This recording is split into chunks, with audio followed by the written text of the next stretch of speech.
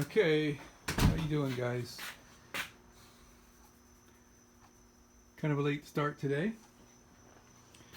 I want to get you guys up to speed. So here's my brackets. Painted up the other day. Man, they came out great.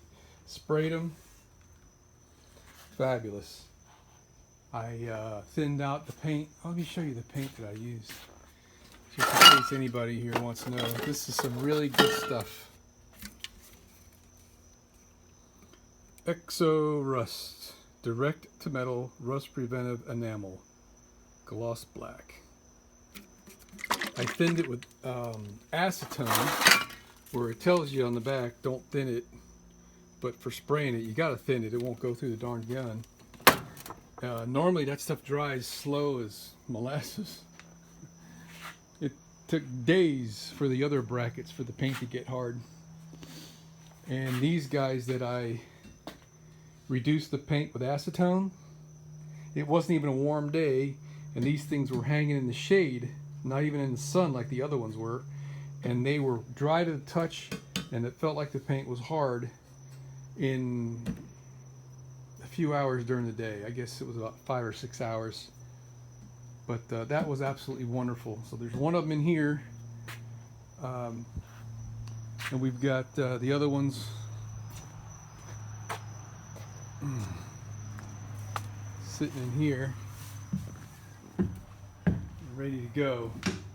I was thinking about actually installing these today because I'm so excited to see them in place, but it's just kind of hard to work underneath the bus and all.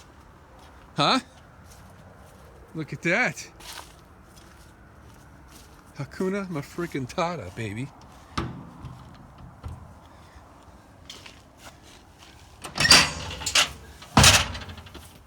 Oops, left my tools in there. And my keys. Some leftover bolts. Here's the instruction thing. How about that, huh? I am so tickled that we finally got these things installed. Whew. So, yeah, there's how those little funky washers go that I made the other day. They're 1/4 inch thick on this side and 1/8 inch thick on that side to compensate for this unequalness. So what we did is we put these bolts in upside down with the nut on the top, which is generally not the way you put stuff. Normally bolts face down or to the rear or in. So, I mean, downward, as if like the nut were to vibrate off, the bolt will stay in the hole. That's the idea. So anyway, these are self-locking nuts, so that's not going to be an issue. But why I put these in this way is if somebody wanted to steal the box off this bus and tried to unscrew the bolts from the underneath side, this will just spin and it'll never loosen because it's a self-locking nut. So all 4 of them are in there that way. 1, 2, 3, 4. Gotta put some Earl on that. I hate that squeak. But there you go. So today I had a doctor's appointment in the morning, and I took a half-a-day vacation after that, and I went over to Palm Beach Iron Works and I bought a piece of metal long enough to span that whole length. It's going to be the trim piece. There's going to be a small piece of sheet metal that attaches to here to get the same proximity between here and here and the top and right there.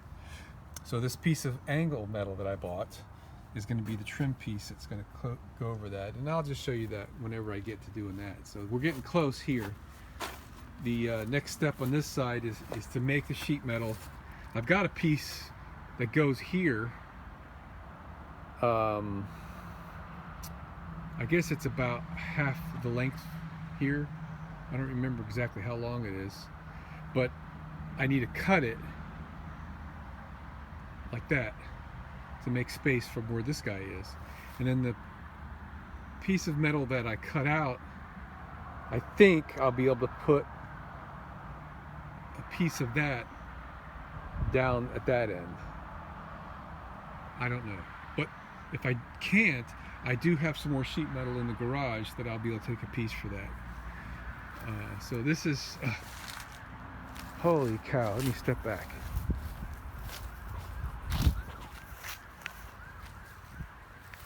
Starting to look like an RV, man.